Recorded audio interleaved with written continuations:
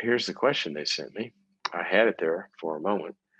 I look back at all of the wasted time and energy. Well, I could just stop right there, right? I mean, I don't even have to read the rest of the question. Can't all of us identify with looking back at all the wasted time and energy, dot, dot, dot, that I spent on that relationship, or I spent on that dynamic, or I spent worried about that. Oh gosh. I look back at all the wasted time and energy I spent in family and other relationships in codependence, and I have such deep regret. I cringe from the inside out when I think how differently my children's lives would have looked if I had been prioritizing our life as a family. How does one get past such deep regret? It's a big question. Big, big, big question. Good question. Um, you know, regret's kind of a two-edged sword, isn't it? One of my kind of driving internal mantras in my life is avoiding regret. If you think about it, that's a pretty good guide through the day. If I do this, am I going to regret it? If I don't do this, am I going to regret it? And it's a pretty good guide. Now, here's the deal. There's a lot of different ways in which we miss things, right? Sometimes we miss things because we know better. We know better, and we're just not getting with the program, right? Just, it feels it feels good to not do what I ought to do, or it feels good to do things I shouldn't do. And we know better, and we could, and we just don't. That's one kind of regret.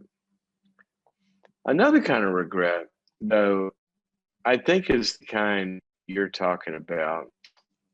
And I think it's important to see it this way, that if you were codependent, and what you've intimated here in the way you've written the question is that your codependency actually kept you from being proactive in choosing what really matters most to you, right?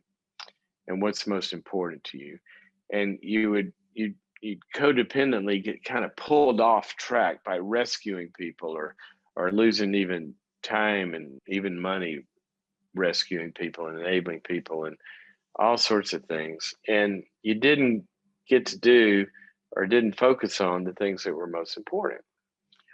Well, here's a little good way to think about that. If it were codependency, I've never met anybody that just woke up on the earth one day and said, you know what? I think I'm just going to be codependent. I think that's my plan. Out of all the options out there, I'm going to be codependent. And I'm going to not have a life. And, because you probably heard this before. What's the definition of codependent? It's somebody right before they die, somebody else's life flashes before their eyes, not their own. Because they didn't live their own life, like you said here. You kind of lived other people's wishes and other people's problems and enabling them and get sucked into people pleasing and all that.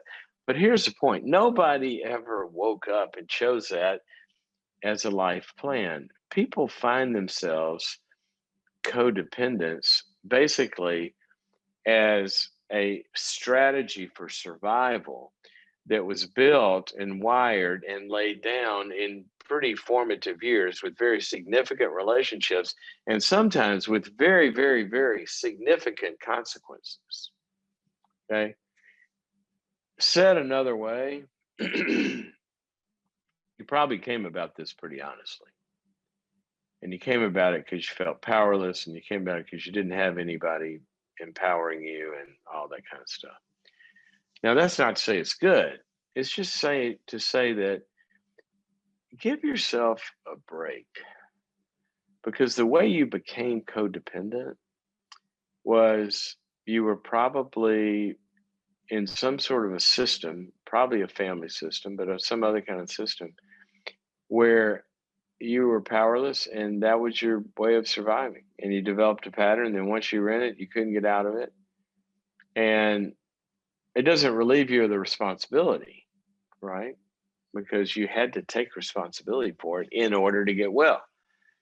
So when we empathize with somebody, because, that's kind of what happened to you, you don't give people empathy and relieve them of responsibility. You have to take responsibility for owning your life and say, okay, well, now that you kind of know, right? And now you don't like it, and now you don't like the consequences, let's take responsibility. Not fault. That's another thing. People don't understand the difference between responsibility and fault. It wasn't your fault that you were in that situation, but it's your responsibility to change it and get your way out, which it sounds like you've done. So I want you to cheer yourself on that at the moment of awakening, whenever that came, and you're saying it came way too late, well, it came way too late. Then the answer is have empathy for yourself of why you were like that. Okay. Empathy for yourself for why you were like that. And then